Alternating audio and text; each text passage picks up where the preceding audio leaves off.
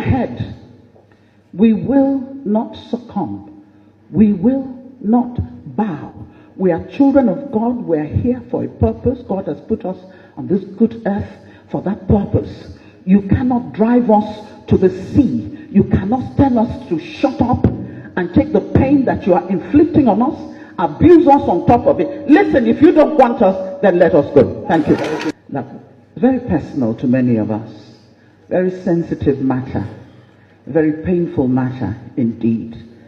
And yes, some of us have lived with some bitterness, and we make no apologies about that. We were a people in war, led into war, not by our own wishes or design, but in self-defense. No apologies, Nigeria. No apologies to the world. But here we are. I'm sorry, I'm going to stand up, if you don't mind. My name is Onyeka Onwenu, and it's not the Onyeka Onwenu that you think you know, that you read about in the papers, but the Onyeka Onwenu that was born and raised in Port Harcourt. That's correct. And the person who made that statement knows. When he says DK Onwenu, he's telling you where this person came from. My father was the first Arundizog man in the Federal House, and he was representing a Port Harcourt constituency. He was the principal of Enitonia High School. He was a brilliant man, but he died too early. Thank you. That's my background. I'm also from Abia State. Since I am Adamazi, I'm Mwaro. Tuonum Adamazi. I'm from Imo State, Arundizog, and I'm from Anambra, where my mother comes from. I can go there and live and do anything I want in Anambra. Nobody can say anything to me. I'm also from Lagos State. Ah, surprise, surprise. Yeah, I'm from Lagos State. I married a Yoruba man. I have 2 Yoruba children. They only paid 5,000 naira as bride price. So we have a right to demand more money anytime. 5 minutes going. Yes, 50 years after I fought the war. As a young girl, 14, 15, 16, 17, I was in that war. And I lost many relatives. I worked in hospitals. I carried babies who died in my arms. I treated old people who took days to die. People were dying out of hunger. Even our soldiers were dying out of hunger at a particular point. But thank God, we survived.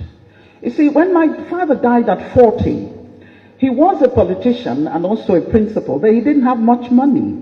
In those days, you had to keep your day job, even if you were a member of the House of Representatives. Yes, my mother, an Anambra woman, was a trader. Put your hands together for Anambra women. She was richer than my dad, so my dad would borrow money from her to buy land, and he never paid back. You know how it is. And my mother dares not raise the subject again. At the end of the war, I could not go back to Port Harcourt. My home was abandoned property. Those of you who come from Port Harcourt know the story. A home that a widow, my father had just laid the foundation when he died in a motor car accident, on duty. A building that a widow, and living just adjacent to us, the Ikopus on Hospital Road, we could see you, we could relate. In fact, I thought we were related, because every family in Port Harcourt was together. You didn't care where they came from or who they were. Once you're from Port Harcourt, every parent had the right to reprimand another child that you saw misbehaving. It was a beautiful town, but we couldn't get back to it. So for me, the Civil War never ended. At the end of that war, my father, oh no, it never ended. It's still going on. I had no family house.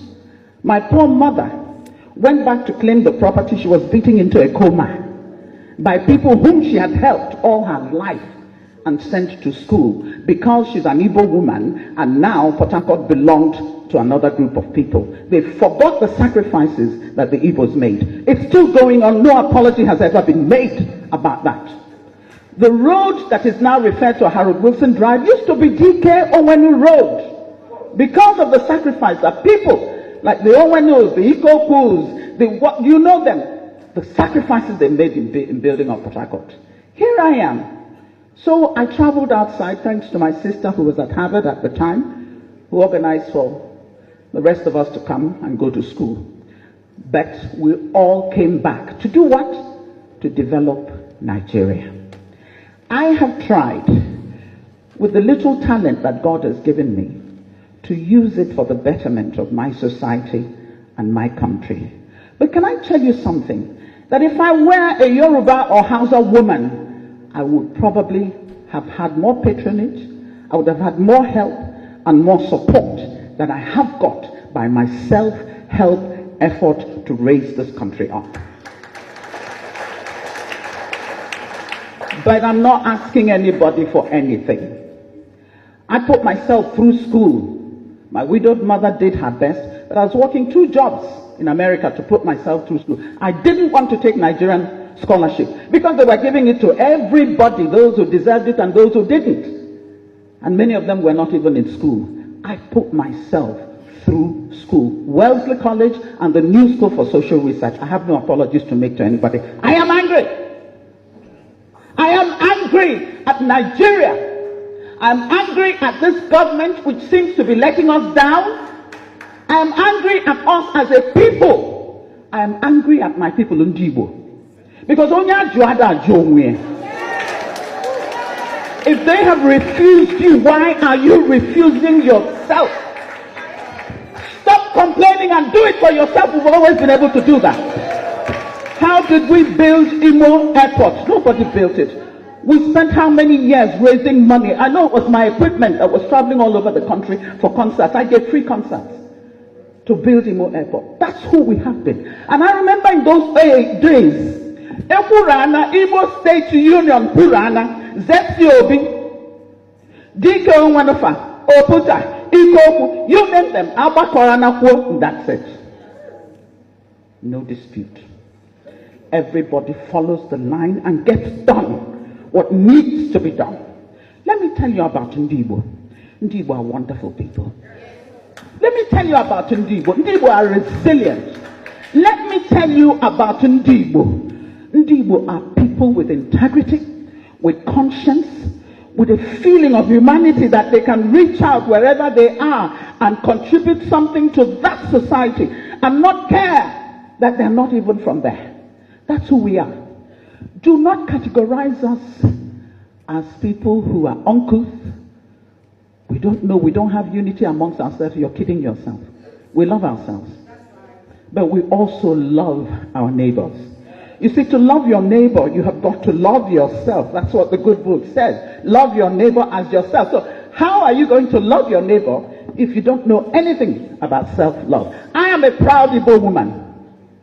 And if there's anything you know about me as I walk into a place, know that there's nothing you can do to me in this country to bow my head. I will not do it. I am my father's daughter. I am my mother's daughter. As an Igbo person, I stand before you committed to the project called Nigeria. But at the same time, you talk about never again.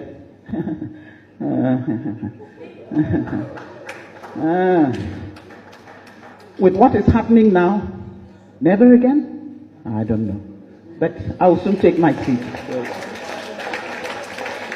Let me say to the rest of Nigeria, you insult us, and sometimes we do the insulting as well, and that's terrible.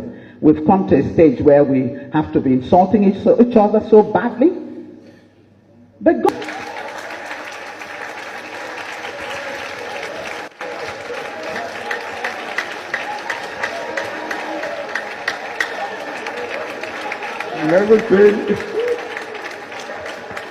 never seen Onyeka in this form before. Thank you very much.